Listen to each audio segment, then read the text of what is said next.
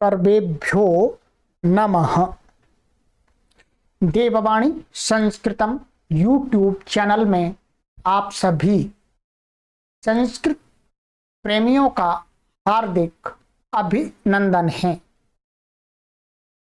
मित्रों, हम निरंतर महर्षि पतंजलि जी द्वारा प्रणीत महर्षि पाणिनि के सूत्रों की प्रौढ़ व्याख्या महाभाष्य नामक ग्रंथ को पढ़ रहे हैं। आज हम इस कक्षा में आपको पिछली कक्षा में जो पढ़ाया था उससे आगे पढ़ाना आरंभ करते हैं और सभी से निवेदन करते हैं कि आप यदि इस कक्षा को प्रथम बार देख रहे हैं, आपने पीछे की कक्षाओं को नहीं पढ़ा है, तो आप पहले पीछे की कक्षाओं को पढ़िएगा, तब आपको ये कक्षाएं समझ में आएंगी, आगे की कक्षाएं भी। पीछे की कक्षाओं को और आगे की कक्षाओं को क्रमानुसार पढ़ने के लिए आप देववाणी संस्कृतम यूट्यूब चैनल की प्लेलिस्ट में जाकर के महाभाष्यम नवाह्निकम नाम का एक कॉलम बना दिया है, उस कॉलम पर क्लिक करके आप सभी कक्षाओं को क्रमानुसार पढ़ सकते हैं। और अधिक जानकारी के लिए आप जो व्हाट्सएप नंबर पट्टी पर चल रहा है लाइव 9582104261, इस नंबर पर आप संपर्क करके व्हाट्सएप नंबर पर ही संपर्क करके व्हाट्सएप पर ही आप हमसे अधिक जानकारी प्राप्त कर सकते हैं। चलिएगा मित्रों, कक्षा को पढ़ना आरंभ करते हैं।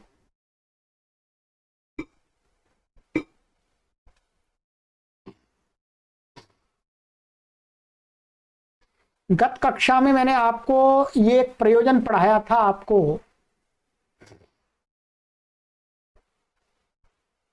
विभक्तिम कुर्वन्ति याज्ञिकाः पठन्ति आदि। जितना आपको समझना चाहिए उतना मैंने आपको विस्तार से समझा दिया है। ठीक है, अब इसके आगे 6 प्रयोजन हो गए, जो 13 प्रयोजन थे। ठीक है, उनमें 6 प्रयोजन हो गए। आज 7वां प्रयोजन पढ़ते हैं। चलिएगा,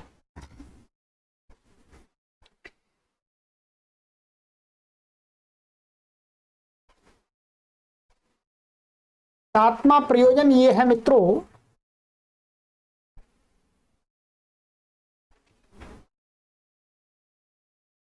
यो वा इमाम। एक वहां पर लिया था, नोटेट कर दिया था इसी में से, इसको बता रहे हैं। ये प्रयोजन है आपका 7वां। यो वा इमाम पादशाह स्वरशो क्षरश्चवाचम विदधाति सा आर्त्विजीनो भवति आर्त्विजीनाः स्यामेत्यध्येयं व्याकरणम।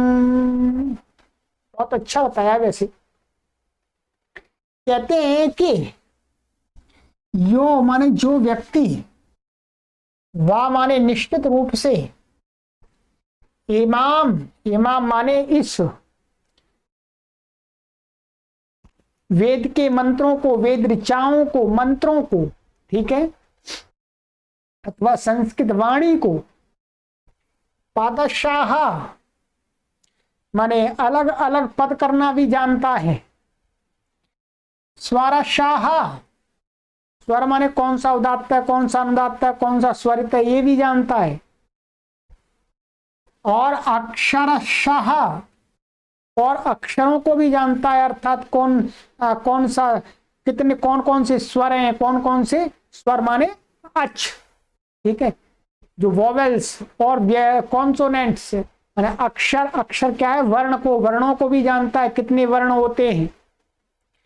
वाचम विदधाति, ऐसे वाणी को जो धारण करता है, अर्थात इस प्रकार से पदशाह और स्वरशाह और अक्षरशाह, जिस जो भाषा को जानता है, विदधाति माने जानता है, ज्ञान प्राप्त करता है, धारण करता है। साहा वह व्यक्ति, आर्तविजीनो भवति वह व्यक्ति क्या है, आर्तुजीना का अर्थ है ऋत्विक होने के योग्य होता है।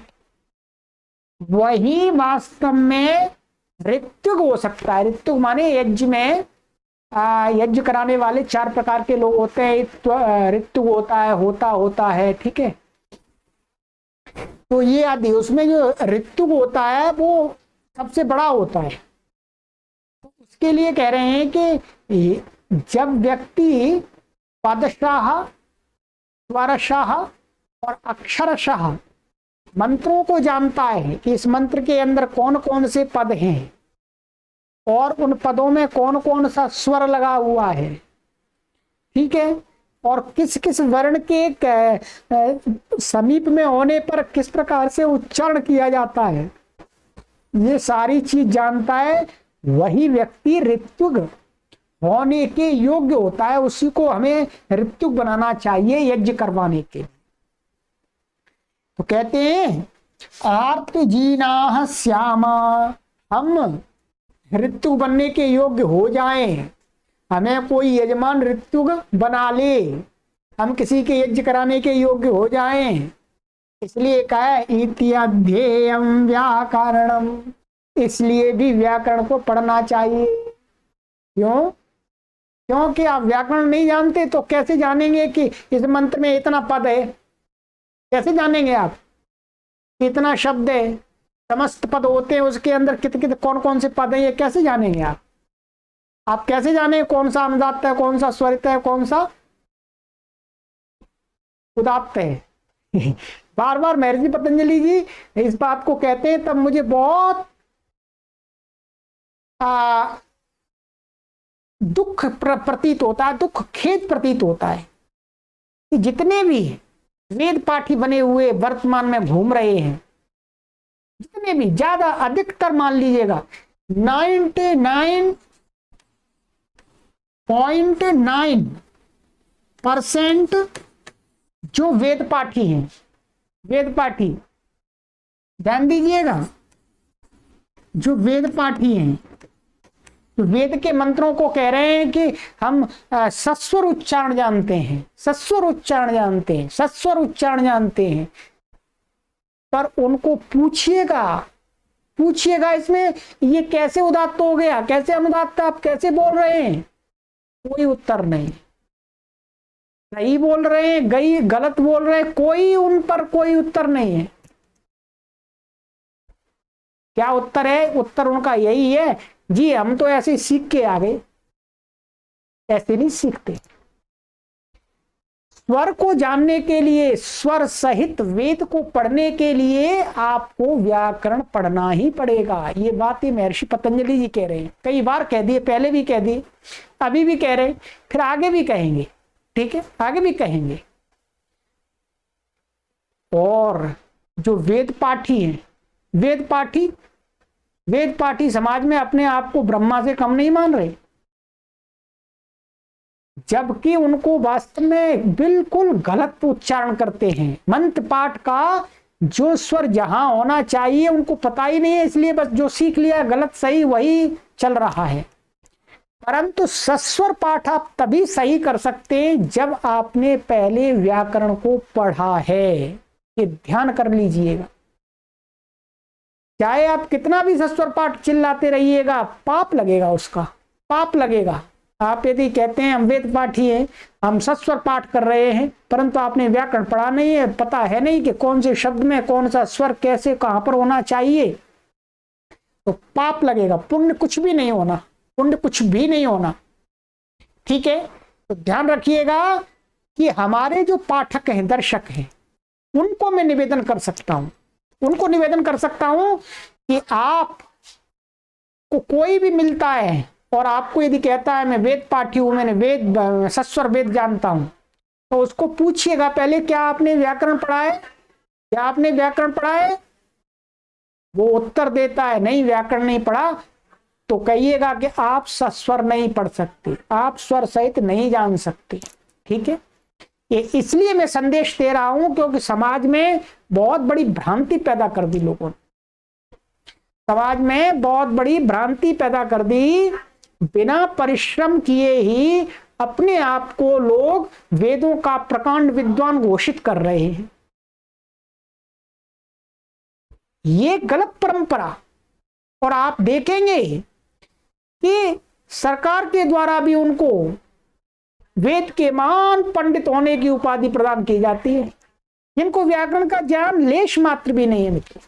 तब हमको बहुत दुख होता है, खेद होता है कि महर्षि पाणिनि की पूरी अवहेलना करके कैसे समाज में अपने आप को वेदों का महान ज्ञाता घोषित कर दिया, पर वेदों का आता जाता कुछ भी नहीं।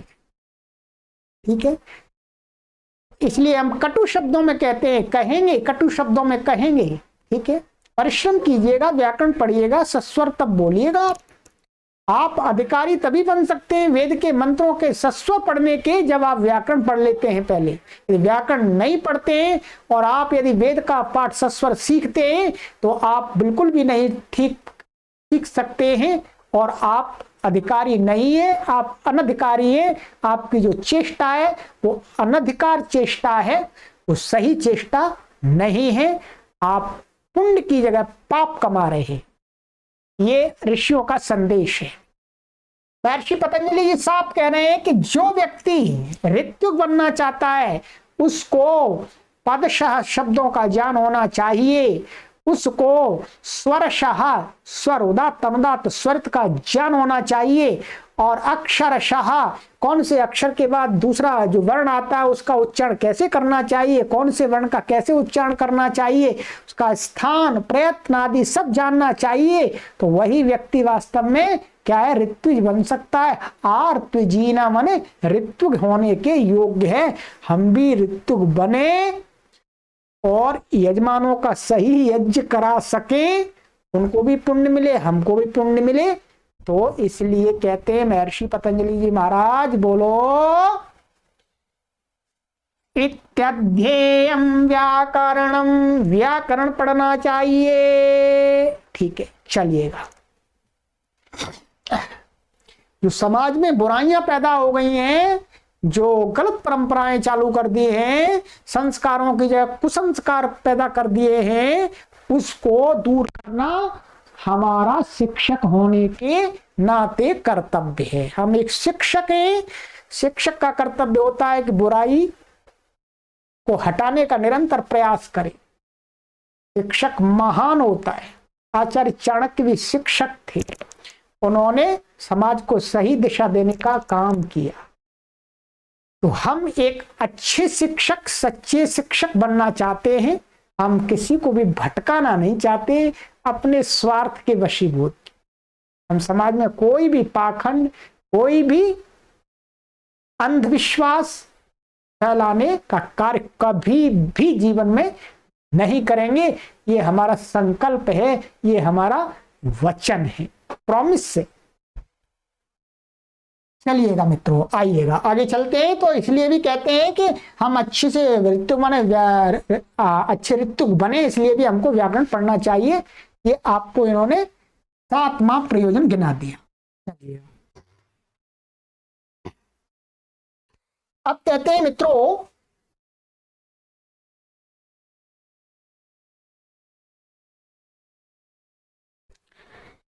आगे ये आपका 8वां प्रयोजन चत्वारी। ठीक है, चत्वारी दिया था एक शब्द, तो ये आपका 8वां प्रयोजन है। ये 8वां प्रयोजन यहां पर होगा, देखेंगे आप। ये काफी थोड़ा बड़ा प्रयोजन है। ये 8वां यहां तक है। ठीक है, 8वां है, तो इसमें से कुछ भाग आज पढ़ेंगे, कुछ आगे की कक्षा में पढ़ेंगे। कहते हैं चत्वारी इसलिए भी हमको पढ़ना चाहिए। क्यों कहते हैं? चत्वारि शिंगा त्रयोस्य पादा द्वे शीर्षे सप्तहस्तासो अस्य त्रिधा बद्धो वृषभो रोरवीति महो देवो मर्त्या आविर्भूत विवेश। ये मैंने मंत्र का पाठ एक श्रुति में किया है, एक श्रुति। ये जो स्वर आदि की बातें मैंने आपने जो अष्टाध्यायी भाष्य की कक्षा उसमें पढ़ा रहा हूं, उसमें पढ़िएगा, ठीक है। ऋग्वेद का ये 4, 58 और 3, ठीक है। ये चौथा मंडल होगा और 58वां सूक्त है और तीसरा मंत्र है। ये मंत्र लिया है, इसके द्वारा महर्षि पतंजलि जी ने कुछ बताना चाहा है, व्याकरण की ये बातें, ठीक है। ये मंत्र वास्तव में यहां पर इन्होंने एक उपमा के रूप से दिखा रहे हैं, ठीक है। इसका अर्थ नीचे इन्होंने किया है अपने आप, ठीक है, या सबका अर्थ इन्होंने किया है। कहते ये मंत्र है, कहते चत्वारि श्रृंगाणि, यहां पर कहा चत्वारि श्रृंगाः, ठीक है। 4 सींग, वो 4 सींग क्या है, ठीक है। ये क्योंकि यहाँ भाषा में लिख रहे हैं, जो वेद होता है वहां पर क्या है, ये श्रृंगा शब्द पुल्लिंग में दे दिया है। श्रृंगम शब्द वैसे नपुंसकलिंग है परंतु पुल्लिंग में दे दिया है, और वहां वो सही है छंद के हिसाब से, ठीक है। परंतु यहाँ जब भाषा में लिखेंगे तो चत्वारि श्रृंगाणि लिखेंगे, क्योंकि ये तो वेद की नहीं, ये तो व्याख्यान कर रहे हैं। तो कहते हैं चत्वारि श्रृंगाणि का अर्थ है चत्वारि पद जातानि नामाख्यातोपसर्ग निपाताश्च। कहते हैं जो ये संस्कृत भाषा है, ये संस्कृत भाषा है देववाणी संस्कृतम। ये मित्रों देववाणी संस्कृतम यूट्यूब चैनल की सबसे बड़ी उपलब्धि है कि ये देववाणी संस्कृतम ट्रस्ट देववाणी संस्कृतम यूट्यूब चैनल के लिए बन गया है। आज तक सैकड़ों वर्ष तक देववाणी संस्कृतम नाम का ट्रस्ट किसी ने नहीं बनाया मित्रों। संस्कृत भाषा के नाम पर किसी ने ट्रस्ट ही नहीं बनाया। हमने देववाणी संस्कृतम न्यास की स्थापना कर दी है मित्रों। अब आप ये सारी गतिविधियां देववाणी संस्कृतम ट्रस्ट हरिद्वार के अंतर्गत संचालित हो रही है, ध्यान देंगे, ठीक है। आप देववाणी संस्कृतम शब्द ही देववाणी संस्कृतम ट्रस्ट न्यास के माध्यम से और प्रचारित प्रसारित हो जाएगा। चलिएगा, कहते हैं कि चत्वारि श्रृंगाणि, इस भाषा के कहते हैं, यहां पर कहते हैं 4 पाद हैं, 4 भाग हैं, माने 4 ये सींग है, यहां सींग कह सकते हैं। सींग क्या है, आप चत्वारि पद जातानि, माने 4 पद ही इसके सींग है भाषा के। कौन से पद, पदमन विभाग, एक नाम पद होते हैं, ठीक है। पद ऐसा भी कह सकते हैं सुप्तिगंतम पदम, ठीक है। जो सुबंत होते हैं, तिगंत होते हैं, उनको पद कहते हैं व्याकरण में। तो कहते हैं नाम, आख्यात, उपसर्ग और निपात, ये 4 प्रकार के शब्दों को, 4 प्रकार के शब्दों में संपूर्ण संस्कृत भाषा के शब्दों को बांटा गया है।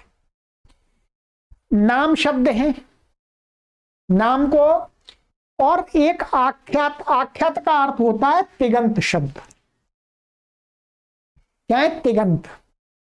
और तीसरे उपसर्ग, उपसर्ग भी वैसे उनका, क्योंकि वो नाम सुबंत होते हैं, माने ये नाम और उपसर्ग और निपाते वास्तव में सुबंत होते हैं।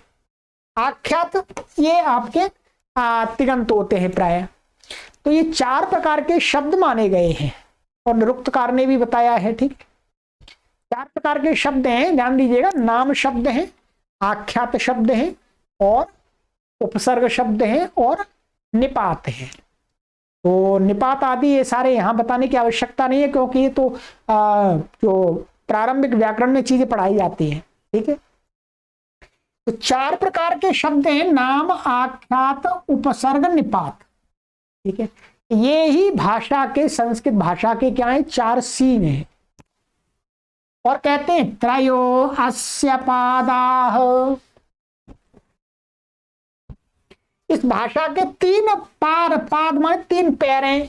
3 पैर क्या है इस भाषा के, कहते हैं त्रयः कालाः भूत भविष्य वर्तमानाः, माने 3 ही काल है इसके, क्या 3 ही काल हैं।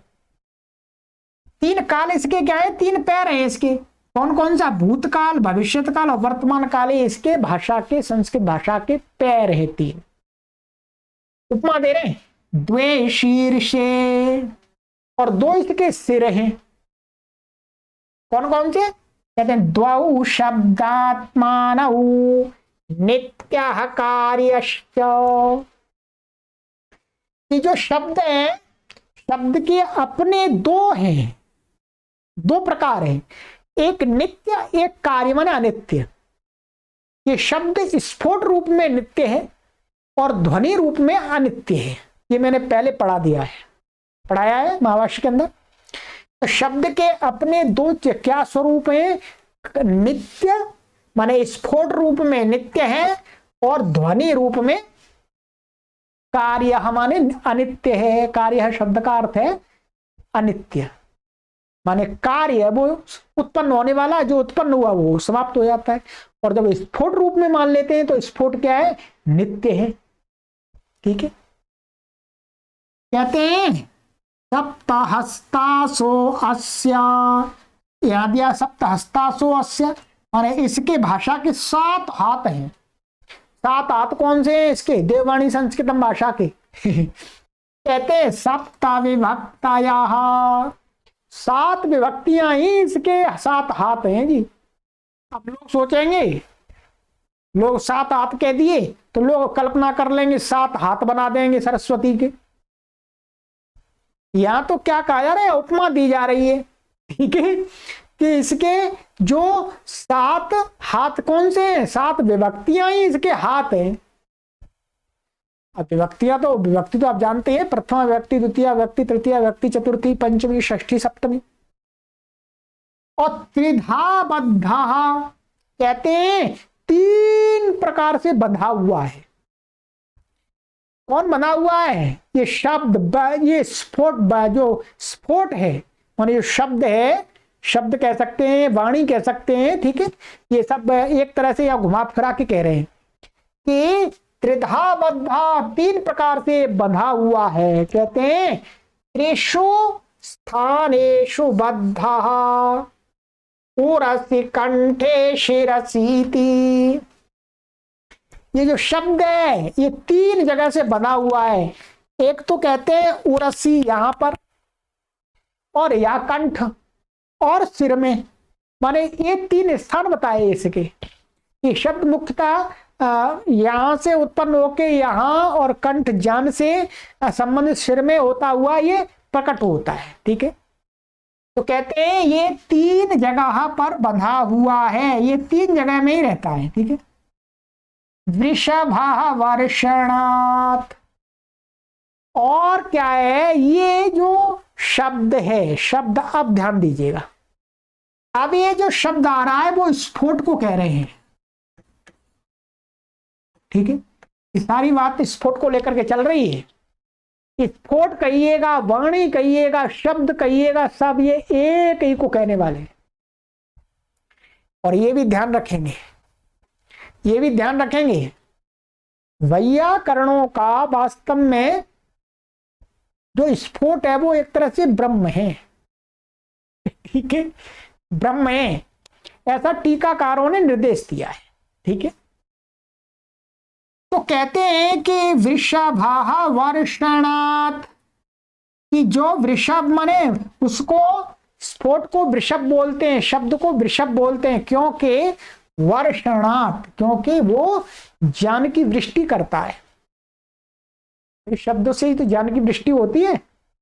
तो ज्ञान की वृष्टि करने के कारण से जो शब्द है उसको वृषभ कहा जाता है, वाणी उसको वृषभ कहा जाता है।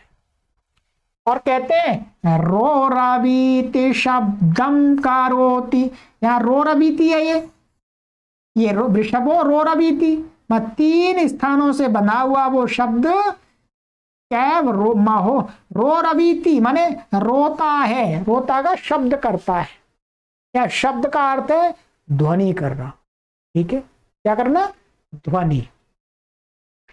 तो ध्वनि होना माने ये एक उपमा में बता रहे हैं। ठीक है, तो शब्द रोरवीति माने वहां जो स्फोट रूप शब्द स्फोट है वो जब बाहर आता है तो ध्वनि रूप में आता है, तो वही उसका रोदन है, वही उसका रोदन है।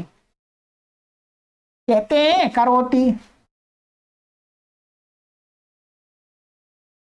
कहते हैं कुता ये तत्। भाई ये आप रोरवीति से ये शब्दम करोति, रोरवीति का अर्थ तो रोदन है, और आपने उसका अर्थ कर दिया शब्द करना, शब्दम करोति। ये कैसे? होता है तक, ये कहां से आगे बात? सामने वाले ने पूछ लिया। तो महर्षि पतंजलि रऊति शब्द कर्मा, क्योंकि जो रऊ धातु है रू, ठीक है, जो तो वो क्या है? शब्द कर्म वाली है, माने शब्द उसका कर्म वाली, माने शब्दम करोति थी राउती। राउती बोलने से शब्द करता ये अर्थ आता है, इसलिए कहा है उन्होंने। कहते हैं आगे मंत्र में था महो देवो मर्त्या आविवेश इति। कहते हैं वो मान देव स्फोट रूप शब्द, जो ब्रह्म रूप शब्द, कहते हैं मर्त्या माने मनुष्यों में आकर के आविवेश प्रवेश कर गया है, सभी मनुष्यों में प्रवेश कर गया है वो स्फोट रूप शब्द, तभी तो सभी बोलते हैं। कहते हैं महान देवा शब्द, यहां पर महोदेवा का अर्थ है महान देवा। वो कौन है? वो शब्द है। शब्द माने स्फोट, स्फोट माने ब्रह्म रूपी जो स्फोट है। मर्त्याह माने, मर्त्या को कहते हैं मर्त्याह मरण धर्माणो मनुष्याः, माने मर्त्य किसको बोलते हैं? जो मरण धर्माण माने मरते, जन्म लेते इस क्रिया को करने वाले जो मनुष्य, उनको कहा है मर्त्याह। तान माने उन मनुष्यों को, आविवेश माने ये शब्द प्रवेश कर गया उनमें, इसलिए ये निकलते रहते हैं इनके अंदर से। महता देवेन नः साम्यं यथा स्यात् इत्यध्येयं व्याकरणम्। कहते हैं कि महता देवेन, उस महान शब्द माने स्फोट रूप देव के साथ हमारी, ना माने हमारी, साम्य माने साम्यता हो जाए, संयुक्तता हो जाए, हमारा उससे भेंट हो जाए, मिलन हो जाए, हम उसके साथ जुड़े रहें।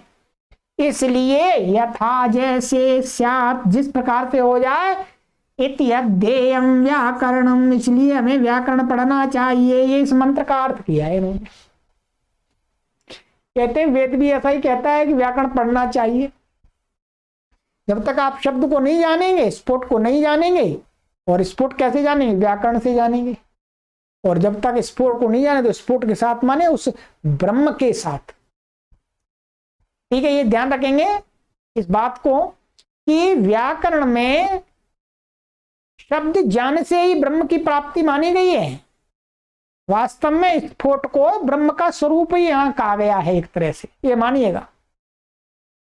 जो शब्द शब्द बार बार कह रहे हैं यहां पर, एक तो ध्वनि रूप शब्द ले लिया, एक स्फोट बताया था आपको।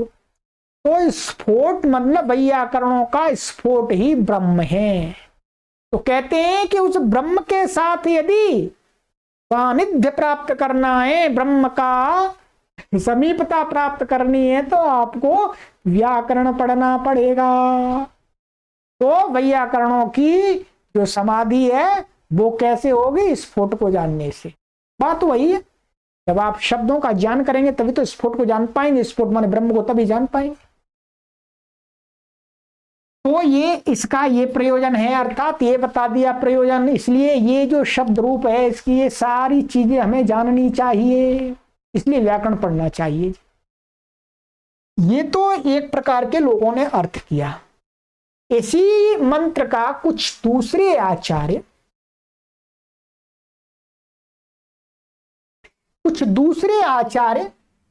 दूसरा अर्थ करते हैं। क्या कहते हैं? दूसरा अर्थ करते हैं, ध्यान देंगे। अपर आहा, ठीक है, ये एक दूसरे आचार्य इसी मंत्र का नहीं, इसी के लिए माने इसी के लिए इस बात को ही कहने के लिए वो दूसरा मंत्र लेते हैं। इस मंत्र का दूसरा अर्थ नहीं, दूसरा एक मंत्र लेते हैं ऋग्वेद का, चत्वारि वाक परिमिता इत्यादि, ये लेते हैं। ठीक है, ध्यान दीजिएगा। तो इसको तो हम आगे की कक्षा में करेंगे, आज की कक्षा में नहीं हो पाएगा। यहां पर हमने ये जो पढ़ा भी आधा आपका प्रयोजन, इसमें जो नव्य व्याकरण के कई टीकाकार हैं, जिनमें आचार्य उद्योत आदि हैं, आचार्य नागेश भट्ट आदि है जिन्होंने उद्योत टीका लिखी है। ठीक है, उन्होंने क्या है, परापश्यंती, मध्यमा, वैखरी आदि वाणियों को यहां पर समझाने का प्रयास किया है, जबकि महाभाष्यकार ने यहां पर परापश्यंती, मध्यमा, वैखरी आदि का कोई भी विषय नहीं उठाया है। साफ साफ उन्होंने यहां चत्वारि पद जातानी कह करके नाम, आख्यात, उपसर्ग और निपात, ये चार को गिना दिया है, चार को गिना दिया है। पर जो नागेश भट्ट आदि हैं, उन्होंने पता नहीं किस कारण से यहां पर उस बात की कल्पना की है कि वाणी के चार भेद यहां पर बताने का प्रयास किया है, परापश्यंती, मध्यमा, वैखरी। पर ऐसा वास्तव में यहां तो कुछ भी नहीं है, परापश्यंती, मध्यमा, वैखरी का कोई प्रकरण है ही नहीं वास्तव में, वो पता नहीं कैसे रखा हुआ है। यह साफ साफ कहा है नाम और आख्यात और उपसर्ग और निपात, और परापश्यंती, मध्यमा, वैखरी का तो कोई बात मतलब ही नहीं है। ठीक है, व्याकरण के अंदर ये सभी बताए गए, नाम क्या होते हैं, आख्यात क्या होते हैं, उपसर्ग क्या होते हैं, निपात क्या होते हैं, स्पष्ट बताया गया है। तो ये बात उन्होंने कहां से ली है ये कुछ समझ में नहीं आता है, पर टीकाओं में इसकी टीका जब नागेश भट्ट आदि ने की है तो उसमें परापश्यंती, मध्यमा, वैखरी की चर्चा उठाती है, पर वो चर्चा एकदम सटीक नहीं लगती है, क्योंकि यहां पर ऐसा कोई प्रकरण नहीं है। ठीक है, हाँ, परापश्यंती, मध्यमा, वैखरी जो वाणी के चार भेद हैं वो अलग हैं, अलग मतलब हैं, परंतु यहां उसके इस प्रकरण से उसका कोई लेना देना वास्तव में नहीं है। चलिएगा आगे देखेंगे, आगे वाले पक्ष में कुछ संगति लग सकती है तो उसमें देखेंगे। चलिएगा, तो ये यहां पर हम इसको आज विराम देते हैं, और आगे की कक्षा में फिर आपको ये अपर आह, दूसरे लोग इसी में कुछ दूसरे आचार्य ये कहते हैं, चत्वारि वाक् परिमिता पदानि तानि विदुर्ब्रह्मणा ये मनीषिणः गुहा त्रीणि निहितानि गयन्ति तुरीयं वाचो मनुष्या वदन्ति। ठीक है, चलिएगा यहां पर देखते हैं, शायद यहां से ही नागेश भट्ट जी को कुछ हुआ होगा। ठीक है, पर यहां पर भी एकदम साफ लिखा हुआ है नाम, आख्यात, उपसर्ग और निपात। ठीक, चलिएगा आगे की कक्षा में चर्चा करेंगे, सुनते रहिएगा, आनंद लेते रहिएगा। यदि आपको महाभाष्य का विद्वान बनना है तो आपके लिए केवल और केवल देववाणी संस्कृतम यूट्यूब चैनल है वर्तमान में, और पढ़ाने वाले हम हैं मित्रों, पढ़ाने वाले हम हैं। आप इस बात का अनुभव कर सकते हैं कि इस ग्रंथ को पढ़ाने वाले आपको कोई हो तो आप बता दीजिएगा हमको। ठीक है, बहुत कठिन ग्रंथ है, सरल ग्रंथ नहीं मित्रों इसको पढ़ाना, और वो भी फिर सरल ढंग से पढ़ा देना, ये बहुत बड़ी बात है। इसके लिए परिश्रम करना पड़ता है। आज हमको 30 वर्ष हो गए, 30 वर्ष इसी कार्य में निरंतर लगे हुए हो गए, तब ये सारी चीजें मैं आपको उतने विस्तार रूप से सरल ढंग से बताने में समर्थ हुआ हूं, और आगे निरंतर इसी में कार्य कर रहा हूं। ठीक है, आजीवन अपना लक्ष्य यही है। ठीक है, चलिए आगे की कक्षा में मिलते हैं, और अपना निरंतर हमें सहयोग प्रदान करते रहिएगा, जिससे हम अपना अधिक से अधिक समय पठन पाठन में लगा सकें, आपको अधिक से अधिक सामग्री उपलब्ध करा सकें, हमें आर्थिक कोई चिंता ना रहे। इस आर्थिक चिंता को आप दूर करते रहिएगा, हम आपके लिए ज्ञान निरंतर बरसाते रहेंगे, और बड़े बड़े शास्त्रों को यहाँ पर पढ़ा करके आपके लिए तैयार कर देंगे। चलिएगा। तो आप हमें निरंतर अपना आर्थिक सहयोग बनाए रखिएगा। सर्वेभ्यो नमः।